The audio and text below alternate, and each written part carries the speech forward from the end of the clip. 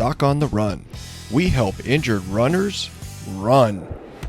Today on the Doc on the Run podcast, we're talking about the 3 types of runners who get the most from telemedicine visits. Now, I do lots of telemedicine visits with athletes, and I actually was interviewed recently on a television program about telemedicine and who it helps and who it doesn't help. And obviously, meeting with a doctor can be very, very helpful because you can get very quick access. You can get immediate answers from an expert. There are lots of reasons it will work really, really well.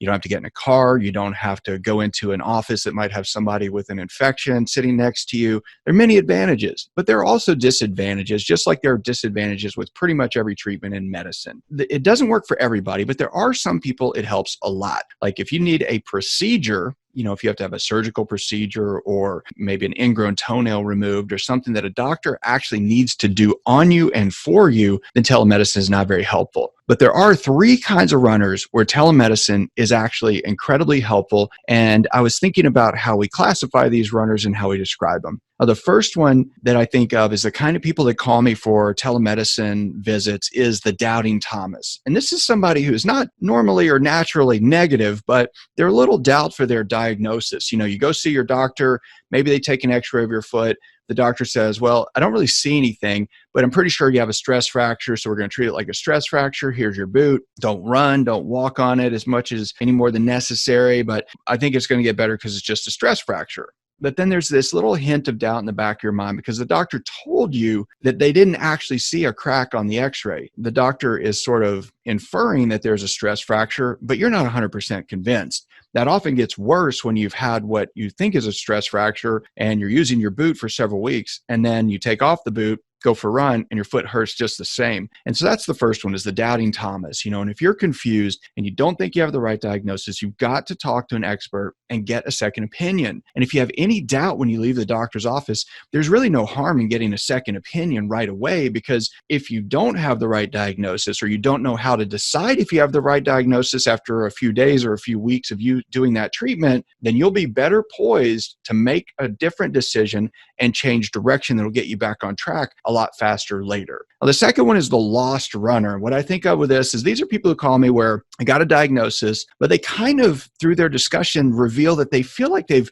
been kind of left alone, lost in a forest, and just to wait. And they're a little bit confused. It's not that they really doubt the doctor, that they dislike what the doctor did, but they're dejected and they kind of know that this isn't right, whatever's going on, that they're just not really sure of what to do next. They know that they have this one specific injury. You know that you have an Achilles tendon injury. You don't think your doctor's wrong about that, but you're left wondering what to do. Don't really know, am I really supposed to ice it? Or one of my friends said to apply heat. Is it really better if I stay off of it entirely? Or is it okay to go to the gym?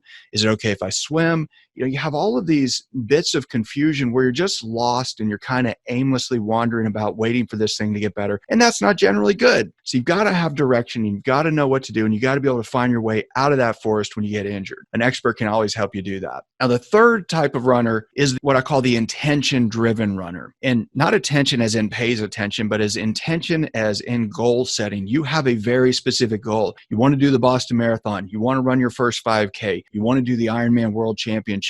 You want to run a 10K in a certain amount of time. You have a goal and you've been working toward it for a long time. And this injury is really derailing that plan. And the problem with this is that even though these runners are very goal-directed and they have a very specific plan for what they're doing, your injury derails all of that and throws you off track. And unfortunately, when you go to the doctor, they don't often ask you, what are you training for? What do you have on the horizon? What do you have on your schedule in the next 3 months? Is there something you need to train for? Is there something you need to do to maintain your fitness? This is a case where you've worked hard for this goal and you've worked hard for all the fitness you have, and you know that you do not want to lose that fitness. You need to maintain your fitness, and you need action, and you need a plan to get back on track. If you talk to somebody who's an expert on running injuries, that's what they're going to do. Every time I meet with an athlete, I ask them, what is your goal? And they often say something like, well, I want my foot to stop hurting. I'm like, well, that's not a goal that you had before your foot started hurting. What were the goals that you were working toward, and what are you working toward now? You have got to have a goal if you really want to stay on track. I'll tell you a trick. One of the things that I do with every telemedicine visit, with every runner who calls me, is I tell them to go through this process where you basically figure out,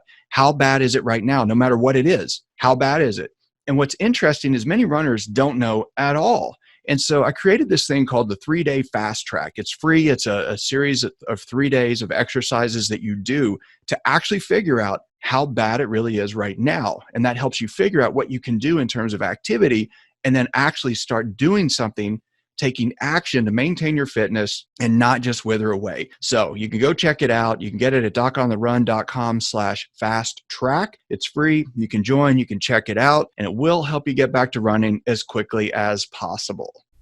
Doc on the Run. We help injured runners run.